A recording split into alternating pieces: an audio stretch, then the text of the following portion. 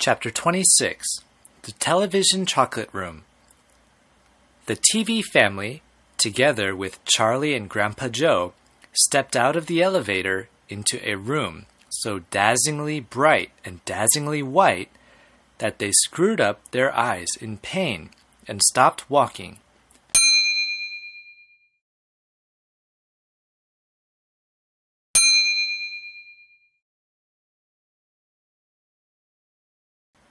Mr. Wonka handed each of them a pair of dark glasses and said, "Put these on quick, and don't take them off in here whatever you do. This light could blind you."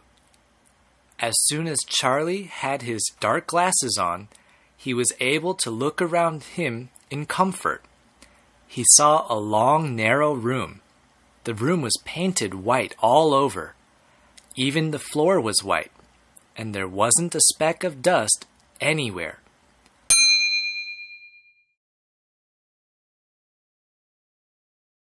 From the ceiling, huge lamps hung down and bathed the room in a brilliant blue-white light.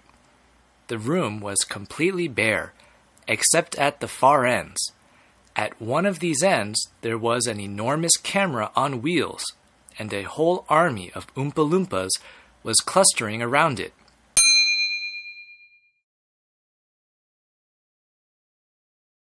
Oiling its joints and adjusting its knobs and polishing its great glass lens.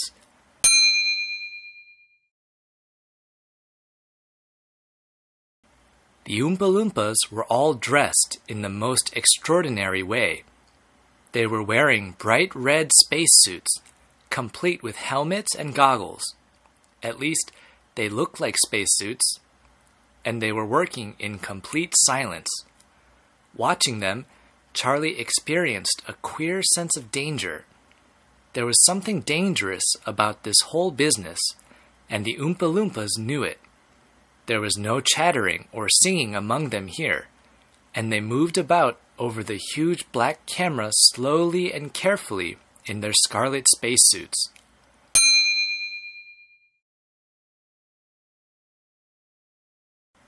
At the other end of the room, about 50 paces away from the camera, a single Oompa Loompa, also wearing a spacesuit, was sitting at a black table gazing at the screen of a very large television set. "Here we go!" cried Mr. Wonka, hopping up and down with excitement. "This is the testing room for my very latest and greatest invention, television chocolate." "But what is television chocolate?" asked Mike TV. "Good heavens, child, stop interrupting me," said Mr. Wonka. "It works by television. I don't like television myself. I suppose it's all right in small doses, but children never seem to be able to take it in small doses.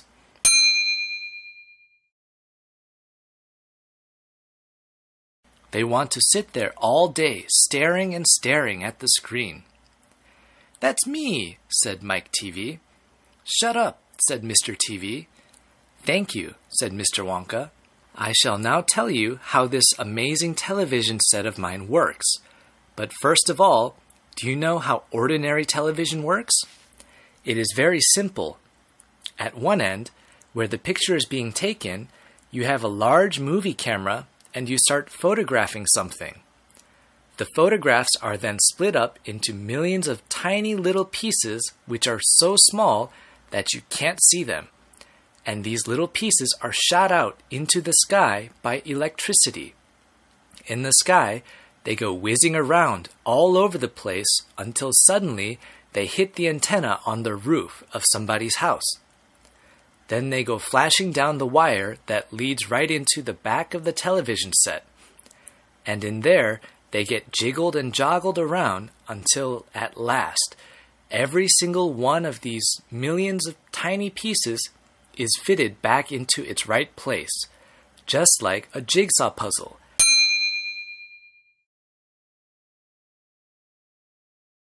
And presto! The photograph appears on the screen.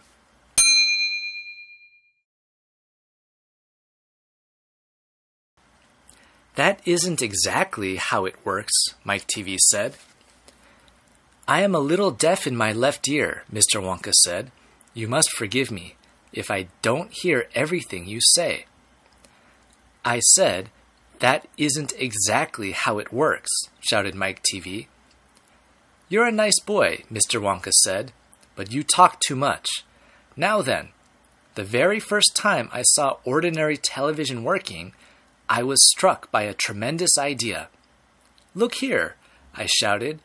If these people can break up a photograph into millions of pieces and send the pieces whizzing through the air, and then put them together again at the other end, why can't I do the same thing with a bar of chocolate?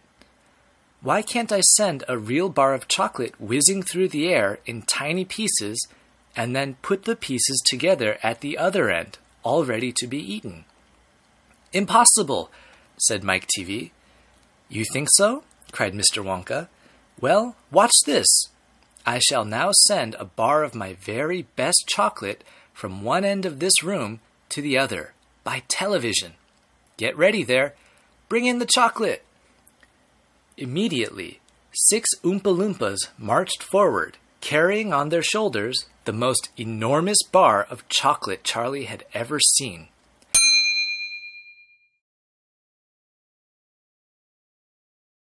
It was about the size of the mattress he slept on at home. It has to be big, Mr. Wonka explained, because when you send something by television, it always comes out much smaller than it was when it went in. Even with ordinary television, when you photograph a big man, he never comes out on your screen any taller than a pencil, does he? Here we go then. Get ready. No, stop. Hold everything. You there, Mike TV, stand back. You're too close to the camera. There are dangerous rays coming out of that thing. They could break you up into million tiny pieces in 1 second. That's why the Oompa Loompas are wearing spacesuits. The suits protect them.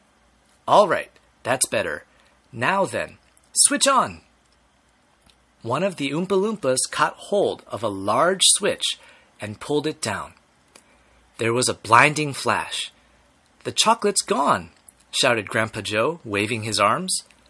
He was quite right. The whole enormous bar of chocolate had disappeared completely into thin air. It's on its way, cried Mr. Wonka. It is now rushing through the air above our heads in a million tiny pieces. Quick, come over here. He dashed over to the other end of the room where the large television set was standing.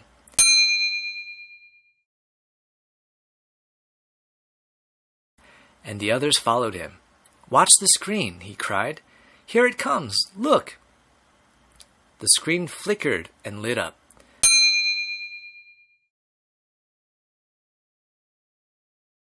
Then suddenly, a small bar of chocolate appeared in the middle of the screen.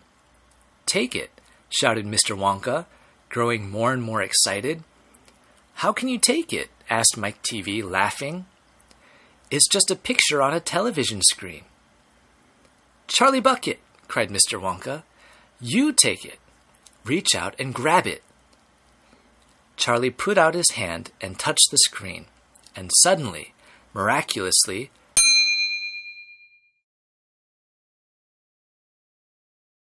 the bar of chocolate came away in his fingers. He was so surprised, he nearly dropped it. Eat it, shouted Mr. Wonka. Go on and eat it. It'll be delicious. It's the same bar. It's gotten smaller on the journey, that's all. It's absolutely fantastic, shouted Grandpa Joe.